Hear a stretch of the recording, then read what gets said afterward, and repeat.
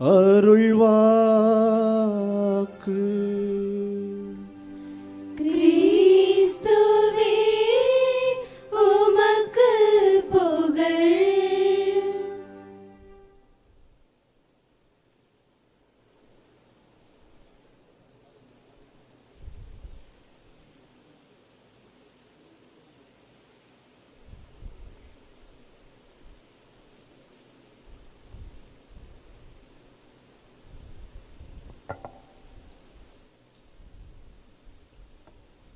ஆண்டவர் இயேசுவில் அன்புமிக்கவர்களே,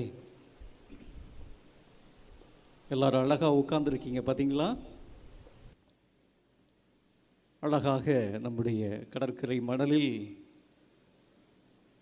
ஆண்டவருடைய அருளால் கடவுள் நம்முடைய பிள்ளைத்தோப்பு இறைமக்கள் சமூகத்திற்கு அருமையாக அன்போடு தந்திருக்கக்கூடிய இந்த 10 நாட்களையும் மிகுந்த மகிழ்ச்சியோடு கொண்டாடுவதற்காக பல குடும்பங்களிலிருந்து ஒன்றாக கூடி வந்திருக்கிறோம்.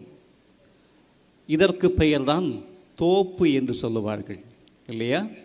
பல மரங்கள் ஒன்றாக இருந்து கூட்டாக இருந்து கனியும் காற்றும் தந்து தானும் மகிழ்ந்து தன்னை நாடி வருகிற அனைவருக்கும் நிழல் தந்து வாழ்வு கொடுக்கின்ற ஒரு தோப்பாக இந்த பிள்ளைத்தோப்பு இறைமக்கள் சமூகம் இன்னும் அதிகமாய் இருக்க வேண்டும் என்பதை இறைவன் உங்களோடு இருந்து இந்த நாட்களில் அளப்பரிய முறையில் சொல்லித் தருவதற்கு காத்திருக்கிறார். அன்புமிக்கவர்களே, இந்த திருக்கொடிகள் ஏற்றப்பட்டதை நீங்கள் பார்த்திருப்பீர்கள். யாரெல்லாம் பார்த்தீங்க? கொடி ஏற்றினதை பார்த்தீங்களா? எல்லாரும் பிள்ளைங்க தான் கை தூக்குறாங்க. பெரியவர்களும் மிகுந்த பக்தி பரவசத்தோடு பார்த்து கொண்டிருந்ததை எங்களால் கவனிக்க முடிந்தது.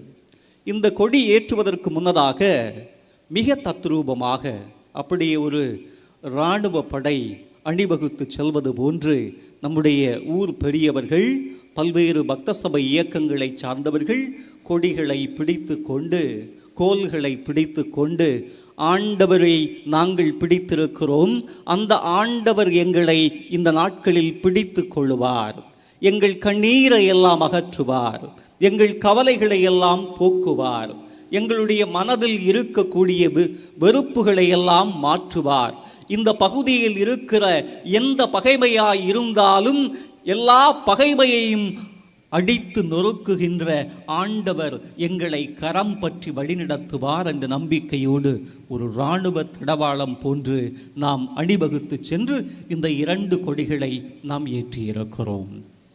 2 கொடிகள் போதுமா என்று கேட்டால் நிச்சயம் போதாது என்பது என்னுடைய எண்ணமாக இருக்கிறது. கடவுள் இந்த நாளில் 2 கொடிகளை அல்ல 3 கொடிகளை ஏற்றி இருக்கிறார். அந்த 3வது கொடி யாரா இருக்கும் நினைக்கிறீங்க? என் மாமியாராக தான் இருக்கும். இந்த 10 நாள் என் பக்கத்தில் இல்லைன்னா இந்த கொடிமரத்தை விட இன்னும் உயரமான ஒரு இடத்துல ஒரு அந்தரத்தில் தொங்கினால் மிக சந்தோஷமாகத்தான் இருக்கும் என்று நினைக்க மாட்டீங்க என்று நான் நினைக்கிறேன் இல்லையா? இங்கே குழுமி இருக்கிற, இங்கே கூடியிருக்கிற நம் அனைவரையும் ஆண்டவர் தன்பால் ஈர்த்து இந்த கொடிகளை போன்று உயரமாக நம்மையும் இந்நாளில் நீ உயர்ந்து வா, நீ உன்னத எண்ணங்களோடு, கண்ணியமான சிந்தனைகளோடு, அன்பு மிகுந்த உறவுகளோடு, அருமையான செயல்பாடுகளோடு இந்த பகுதியை பலப்படுத்து, உன் குடும்பத்திற்கு நம்பிக்கையை தா, உன் அன்பியங்களில் உன்னுடைய நீ வாழுகின்ற பகுதிகளில் ஆண்டவருடைய பெயரால் வாழ்வினை கொடு என்று சொல்வதற்காக கடவுள் இந்த நாட்களில் நம்முடைய சமூகத்தை கட்டி எழுப்பியிருக்கிறார். ஆம், இந்நாளில் கடவுள் உங்களையும் உங்கள் பிள்ளைகளையும், உங்களையும் உங்கள் அருகில் இருப்பவர்களையும், உங்கள் குடும்பத்தையும் உங்கள் அருகில் வாழ்ந்து கொண்டிருக்கிற குடும்பங்கள் அனைத்தையுமே கடவுள் கை நீட்டி பிடித்து உங்களை அன்போடு உயர்ந்து வருவதற்கான அழைப்பினை தந்திருக்கிறார். எப்படி தன்னுடைய திருக்குடும்பத்தை புனித யோசேப்பின் கரங்களில் ஒப்படைத்து ஆண்டவர் அகமகிழ்ந்து கொண்டாடி நின்றாரோ அதுபோன்று அதே புனித யோசேப்பிடம் அருமையாய் ஒப்படைக்கப்பட்ட இந்த அன்பு மக்களை ஆண்டவர் இன்னும் அதிகமாய் தன் உள்ளத்தில் ஏந்தி தன் உயிருக்குள் சுமந்து உங்களுக்கு உறவும் வாழ்வும் தருவதற்காக கடவுள் இந்நாட்களில் சிறப்பாக இந்த 10 நாட்களை பத்திரமாக உங்கள் கைகளிலே கடவுள் தந்திருக்கிறார். இந்த பங்கு சமூகமானது இந்த விழாவுக்கு என்று தோரணைகளை மட்டுமல்ல, அலங்காரங்களை மட்டுமல்ல, அழகழகான தயாரிப்புகளை அதை கடந்தும் செய்திருக்கிறது என்பதை எங்களால் கண்டுகொள்ள முடிகிறது. எப்படி நாங்கள் பார்க்கிறோம்? சில திருவிழாக்கள் வெறும் அடையாளங்களில் முடிந்துவிடும். ஆனால் அந்த அடையாளத்தையும் தாண்டி ஒரு ஆழத்தை அடைய வேண்டும் என்பதற்காக இந்த பங்கு சமூகம் எத்தனைத்திருக்கிறது, நினைத்திருக்கிறது என்பதை நீங்கள் இந்த ஆண்டு முன்னெடுத்திருக்கக்கூடிய, நீங்கள் இந்த விழாவுக்காக 10 நாட்களும் தேர்வு செய்திருக்கக்கூடிய மைய சிந்தனைகளின் வழியாக எங்களால் புரிந்து கொள்ள முடிகிறது. இந்த 10 நாட்களும் நீங்கள் 10 கேள்விகளை நீங்கள் தேர்வு செய்திருக்கிறீர்கள். விவிலியத்தில் பல்வேறு விவிலிய மாந்தவர்கள் ஆண்டவரிடம் எழுப்பிய 10 கேள்விகளை நீங்கள் தேர்ந்து எடுத்து, இந்த தேர்ந்து எடுத்ததில் ஒரு தெளிந்த தேர்தலை இந்த பங்கு சமூகம் கொண்டு வர வேண்டும். இந்த கேள்விகளின் வழியாக ஒரு அன்பு வேள்வியை இந்த இறைமக்கள் சமூகத்திற்குள் பாய்ச்ச வேண்டும் என்று நீங்கள் நினைத்து இந்த 10 கேள்விகளையும் நீங்கள் தேர்வு செய்திருக்கிறீர்கள். கேள்வி கேட்கிறவங்கள உங்களுக்கு பிடிக்குமா? பிடிக்குமா? பிடிக்குமா கேள்வி கேட்கிறவங்கள? கேள்வி கேட்பவர்களை நமக்கு பிடிக்காது. கேள்வி கேட்பவர்களுக்கு நாம் பட்டப்பெயர்களும் வைப்பது உண்டு இல்லையா? இதற்கு மிகப்பெரிய சான்று யாரு? ஐயோ பாவம், நம்முடைய தோமையாரு கூட இதற்கு விதிவிலக்கில்லை இல்லையா? தெரியாம 2 கேள்வியை கேட்டார் என்பதனால அந்த தோமையாருக்கு நம்ம வைத்த பேர் என்ன? நம்பிக்கை கெட்ட தோமையாரு. ஏம்மா, இன்னைக்கு குழம்புல உப்பு போட்டியா? உப்பு போட்டியான்னு கேட்டதுக்கு தன்னுடைய கணவனை பார்த்து மனைவி அப்படியே மனசுக்குள்ள நினைப்பார், நம்பிக்கை கெட்ட தோமை என்று நினைப்பார். நான் செய்கிற எந்த காரியத்திலும் என் மீது நம்பிக்கையே இல்லாதவர் என்று நினைப்பார்கள். ஆக விவிலிய மாந்தராக இருக்கக்கூடிய இந்த பகுதியில் கால் பதித்தவர், இந்த மண்ணை தன் மனதில் சுமந்தவர் என்று சொல்லக்கூடிய ஒரு பாரம்பரியத்தை கொண்டிருக்கக்கூடிய இந்த பிள்ளைத்தோப்பு இறைமக்கள் சமூகம் இந்த தோமையாரையும் நாம் இன்று நினைத்து பார்க்க வேண்டி இருக்கிறது. கேள்வி கேட்டதால் அவருக்கு கிடைத்த அவப்பெயர்களை பார்த்தீர்களா? ஐயோ வருகிறான், கேள்வி கேட்டே குடைந்து விடுவான், கேள்விகளை எழுப்பியே இருக்கக்கூடிய அமைதியையும் தொலைந்து போய்விடச் செய்து விடுவாள் என்று பலர் மீது நீங்கள் முத்திரை குத்தியிருக்கலாம், பலருக்கு நீங்கள் முகத்திரை அணிவித்திருக்கலாம் என்பதை இந்நாட்களில் எண்ணி பாருங்கள். உங்களோடு உறவாடுகின்ற மனிதர்களில் எத்தனை பேருக்கு நீங்கள் கேள்வி கேட்பதால் அவர்களிடமிருந்து நீங்கள் விலகியிருக்கிறீர்கள் என்பதை பார்க்கிறோம்.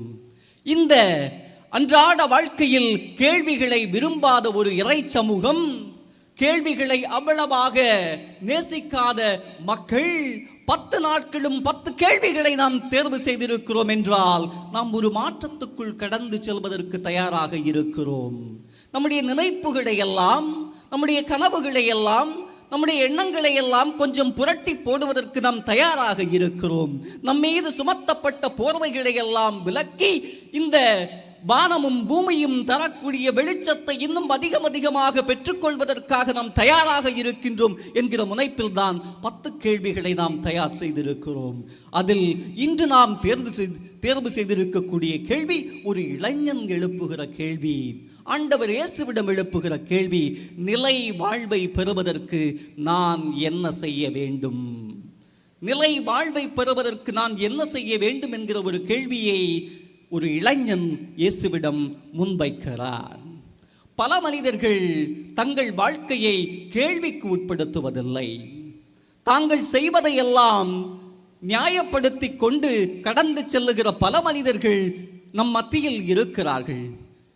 நாமே கூட அதில் இருக்கலாம். நம் வாழ்க்கையை திருப்பி பார்க்க முடியாத ஒரு திருப்தியில் நாம் இருந்து கொண்டிருக்கிறோம். நம்முடைய வாழ்க்கையை கண்ணாடியில் பார்க்க முடியாத கண்மூடித்தனமான வாழ்க்கையை கொண்ட மனிதர்களாக பல நேரங்களில் நாம் இருக்கிறோம். நான் ஒரு தவறு செய்துவிட்டால் அதை நான் எப்படியாவது மறைத்து விடுவேன், மன்னித்து விடுவேன். ஆனால் அடுத்தவர் செய்கின்ற தவறுகளை, அடுத்தவருடைய சில குற்றங்களையும் நான் சுட்டி காட்டிக்கொண்டே இருப்பேன், நான் குத்தி காட்டிக்கொண்டே இருப்பேன் என்கிற ஒரு மனநிலை பலரிடம் இருப்பதை பார்க்க முடிகிறது. இப்படிப்பட்ட மனிதர்கள் எல்லோரையும் கேள்விக்குட்படுத்துவார்கள். எல்லோரையும் கேள்வி, வருவோர் போவோர், இருப்பவர் நிற்பவர், தூங்குபவர், எந்த பிடிப்பும் வாழ்க்கையில் இல்லாதவர், எல்லா மனிதர்களையும் அவர்கள் கேள்விக்கு உட்படுத்துவார்கள். வீட்டில் இருக்கக்கூடிய எல்லாரையும் கேள்வி கேட்பார்கள். ஆனால் அவர்கள் தங்களை கேள்விக்கு உட்படுத்த மாட்டார்கள். லூக்கா நற்செய்தியின் 12ஆம் அதிகாரம் 19வது இறைவசனத்தில் தன்னை கேள்விக்கு உட்படுத்தாமல் தன் கண்களை மூடி, தன் மனக்கதவை மூடி உறங்கி போய் விடுகிற, வாழ்வில் தொலைந்து போய் விடுகிற, தன் உணர்வுகள் எல்லாம் மழுங்கி போய்விடக்கூடிய ஒரு செல்வந்தனை நாம் பார்க்கிறோம். அவனுடைய நிலம் அதிகமான விளைச்சலை தந்தது. ஆஹா, எல்லாம் இருக்கிறது, எல்லாம் அல்ல, இறைவன் எனக்கு எதற்கு என்கிற ஒரு கேள்விக்கு வந்தவனாக அவன் சொல்லுகிறான். அவன் நிலம் நன்றாக விளைந்தது. சுற்றி பார்க்கிறான், தன்னை சுற்றிலும் விளைச்சல்கள் இருக்கிறது. ஆனந்தம் அடைகிறான். எனக்கு எல்லாம் இருக்கிறது, இனி மனிதர்கள் தேவையில்லை, எனக்கு எல்லாம் இருக்கிறது, என் உடன் பிறப்புகள் எனக்கு தேவையில்லை, எனக்கு எல்லாம் இருக்கிறது, அந்த ஆண்டவனும் எனக்கு தேவையில்லை என்கிற ஒரு நினைப்பில் அவன் சொல்லுகிறான். லூக்கா நற்செய்தியின் 12ஆம் அதிகாரம் 19வது இறைவசனம் சொல்லுகிறது. அவன் சொல்லுகிறான், நெஞ்சமே நீ அகமகிழ்ந்து கொண்டாடு, உண்டு குடித்து மகிழ்ந்திரு என்று அவன் சொல்லுகிறான். அனைத்தையும் மறந்தவனாக, ஆனால் அதோ கதியாய் தன்னையே மறந்து, தன்னையே பார்க்க முடியாமல், அதிகம் விளைந்தது மண்தானே ஒழிய உன் மனமல்ல என்பதை புரிந்து கொள்ள முடியாமல் அவன் வாழ்வில் தேங்கி கிடக்கிற ஒரு அவல நிலையை நாம் பார்க்கிறோம். இப்படிப்பட்ட மனிதர்கள், எல்லாம் இருக்கிறது என்று நினைப்பவர்கள், செல்வம் இருக்கிற மனிதர்கள், செருக்கு இருக்கிற மனிதர்கள், பொருட்கள் இருக்கிற மனிதர்கள், பதவி இருக்கிற மனிதர்கள், பல மனிதர்களை தங்களை சுற்றி வைத்திருப்பவர்கள் தங்களை கேள்விக்கு உட்படுத்துவதில்லை. ஆனால் இன்று நாம் தேர்வு செய்திருக்கக்கூடிய இந்த கேள்வியை எழுப்பக்கூடிய இளைஞன் தன்னை கேள்விக்கு உட்படுத்துகின்ற ஒரு மனிதனாக இருக்கிறான். அடுத்தவர்களை கேள்விக்கு உட்படுத்துகின்றவனாக அல்லாமல் தன் வாழ்க்கையை பற்றி அவன் பார்க்கிறான். நிலை வாழ்வை உரிமையாக்கிக் கொள்ள ஆண்டவரே, போதகரே, நான் என்ன செய்ய வேண்டும் என்கிற ஒரு கேள்வியை அவன் எழுப்புகிறான். இப்படி ஒரு கேள்வியை எப்போதாவது ஆலயத்தில் வந்து இங்கே இருக்கிற நம்மில் எத்தனை பேர் கேட்டிருக்கிறோம்? ஆலயத்திற்குள் வந்து இப்படி ஒரு வேண்டலை நம்மில் எத்தனை பேர் எத்தனை நாட்களாக வைத்திருக்கிறோம்?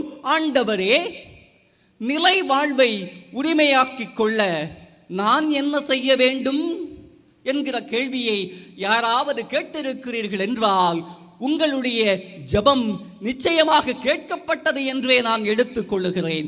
இதுவரை கேட்கப்படவில்லை என்றால் இனி வருகின்ற நாட்களில் நாம் நித்தம் நித்தம் கேட்கக்கூடிய ஒரு கேள்வியாக இருக்க வேண்டும் என்பதால் தான் இந்த விழாவின் முதல் நாளிலேயே இந்த கேள்வியை நம் உள்ளத்து வேள்வியாக இந்த விழா நாளில் நாம் பதிவு செய்திருக்கிறோம். ஆண்டவரே, நிலை வாழ்வை உரிமையாக்கிக் கொள்ள நான் என்ன செய்ய வேண்டும் என்று கேட்கிறான். சரியான கேள்விகள் நமக்கு சரியான பாதைகளை அமைத்து தரும். நமது மத்தியில் கேள்விகளுக்கு பஞ்சமில்லை. என்ன கேள்வி? என்ன கேள்வி? சாரி நல்லா இருக்க, எத்தனை ரூபாமா இல்லையா? இந்த கேள்வியை ஒரு நாளைக்கு நம்ம எத்தனை முறை கேட்போம்? எத்தனை முறை கேட்போம்? எத்தனை முறை கேட்போம்? பல முறை கேட்போம் இல்லையா? இல்லையா? இந்த மோதிரம் எங்கம்மா வாங்குற என்று நாம் கேட்போம். இந்த பொருட்களை எங்கு வாங்கினாய் என்று ஒரு கேள்வியை பல நேரங்களில் நாம் கேட்பது உண்டு. பொருட்களில் மூழ்கி பொருள் ஆசையில் தேங்கி கிடக்கக்கூடிய ஒரு சமூகம் இந்த வாழ்வுதான் நிரந்தரம் என்று நினைத்துக் கொண்டிருக்கக்கூடிய ஒரு சமூகம் இப்படிப்பட்ட கேள்விகளை எழுப்பிக் கொண்டே இருப்பேன். ஆனால் உருப்படியான கேள்வி, உருப்படிகளை தாண்டிய கேள்வி, தங்கமான கேள்வி, தங்கத்தையும் தாண்டிய கேள்வியை இந்த விவிலியத்தில் அவர் வைக்கிறார். நிலை வாழ்வை நான் பெறுவதற்கு என்ன செய்ய வேண்டும்? பாருங்கள், சரியான ஒரு கேள்வியை இந்த இளைஞன் முன்வைப்பதை பார்க்கிறோம். நம்முடைய வாழ்வில் நாம் எத்தகைய கேள்விகளை கேட்டுக்கொண்டிருக்கிறோம் என்பதை பொறுத்து நம்முடைய வாழ்க்கையின் தரம் அமைகிறது. எப்படிப்பட்ட கேள்விகளை நாம் எழுப்பிக் கொண்டிருக்கிறோம் என்பதை பொறுத்து நம்முடைய குடும்பத்தினுடைய வாழ்க்கை நிலை மாறுபடுகிறது. எம்மா, 50,000 ரூபாய் வருமானம் வந்துச்சே, எவ்வளவு ரூபாய் நீ மீதி வச்சிருக்கிற, எப்படி என்று ஒரு கணவன் தகுந்த கேள்வியை தகுந்த நேரத்தில் கேட்கவில்லை என்றால், நான் சம்பாதித்து கொடுக்கிறேன், என் மனைவி எல்லாவற்றையும் பார்த்துக் கொள்வார், எல்லாத்தையும் பார்த்துடுவாங்க, குடும்பத்தை யாரு பார்த்துக்கிடுவாங்க? கேள்வி கேளுங்கள். கடலில் உழைத்து களைத்து நீங்கள் அந்த உப்பு கரைசலில் கரைந்து போய் கொண்டு வரக்கூடிய ஒவ்வொரு காசையும் வீட்டில் கொண்டு வந்து கிடக்கிற போது தயவு செய்து அக்கறையோடு, அன்போடு, அரவணைப்போடு, நம்பிக்கையோடு, தோள் கொடுக்கும் தோழனை போன்று ஒரு மனைவியிடம் கேட்க வேண்டிய கேள்வியை கேளுங்கள்.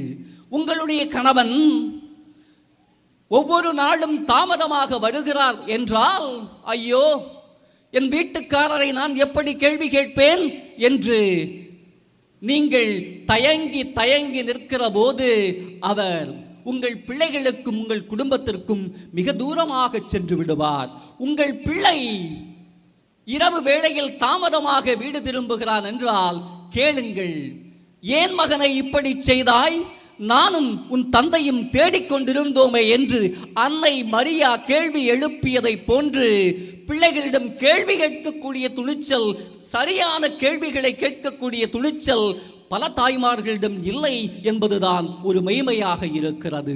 சரியான கேள்விகள், கேள்விகளுக்கு பஞ்சமில்லை, ஆனால் சரியான கேள்விகளுக்கு பஞ்சம் இருக்கிறது. இந்த கேள்விகளை நாம் யாரிடம் கேட்கிறோம் என்பதை பொறுத்து நம் வாழ்க்கையில் பல விடைகள் கிடைக்க ஆரம்பிக்கும், இல்லையா? சும்மா காய்கறி கடையில் இருக்கக்கூடியவரிடம் போய் நாம் பல நேரங்களில் பேரம் பேசுவோம். அவர்களிடம் போய் நம்முடைய வீரத்தை காட்டுவோம். நம்முடைய தெருவுக்கு ஐஸ் விற்க வரக்கூடிய ஒரு அண்ணனை, ஒரு சகோதரனை பார்த்து நாம் என்ன செய்வோம்? அவரிடம் நம்முடைய வீராப்பை எல்லாம் காட்டுவோம், இல்லையா?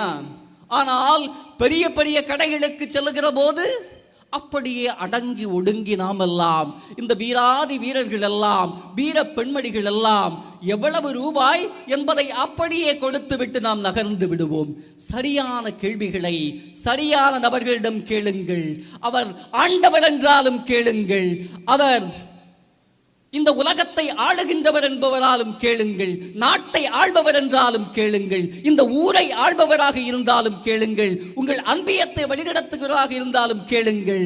யாரிடம் அதிகாரம் இருக்கிறதோ அவர்களிடம் அதிக கேள்விகளை எழுப்புவதற்கான கடமையும் பொறுப்பும் நமக்கு இருக்கிறது என்பதை இன்றைய நாளின் கேள்வியில் நாம் கற்றுக்கொள்ளுகிறோம். ஏனென்றால் இந்த இளைஞன் கேள்வி எழுப்புவது ஆண்டவரிடமே கேள்வி கேட்கிறான். அந்த சமூகம் வியந்து பார்த்த ஒரு போதகரிடமே அவன் கேள்வியை எழுப்புகிறான் என்று சொல்லுகிற போது, சாதாரண மக்களையும் ஏழைகளையும் எளியவர்களையும் உங்களிடம் வட்டிக்கு காசு வாங்கியவர்களையும் பாவப்பட்ட ஜனங்களையும் கேள்விகளால் துடைத்து எடுப்பதற்கு அல்ல, மாறாக அதிகாரம் வைத்திருப்பவர்களை, காசு வைத்திருப்பவர்களை, அநியாயம் செய்பவர்களை, ஏழைகளின் வயிற்றில் அடிப்பவர்களை, எளியோரை வார்த்தைகளால் காயப்படுத்துகிறவர்களை கேள்வி கேட்கக்கூடிய திராணியும் தன்மையும் ஒரு இறை மக்கள் சமூகத்திடம் இருக்க வேண்டும் என்பதை இந்த இளைஞன் கற்றுத்தருகிறார். அது ஆண்டவனாக இருந்தாலும் என் மனதில் இருக்கிற கேள்வியை நான் கேட்பேன் என்கிற ஒரு நினைப்பில் அவர் நமக்கு இந்த ஒரு கற்பிதத்தை இந்த முதல் நாளில் நமக்கு கற்றுக் கொடுக்கிறார். இந்த இறை மக்கள் சமூகம் சரியான கேள்விகளை எழுப்பி, இந்த கேள்விகளை பகைமையின் அடையாளமாக பார்க்காமல் நாம் ஒருவரை ஒருவர் திருத்திக் கொள்வதற்கான வாய்ப்புகளாக கருதி, கேள்விகள் கேட்கப்பட்டால் தான் ஒரு சமூகம் தன்னை திரும்பி பார்க்கும், திரும்பி பார்த்தால்தான் உங்களை உங்கள் அருகில் இருக்கிற சமூகம் விரும்பி பார்க்கும்.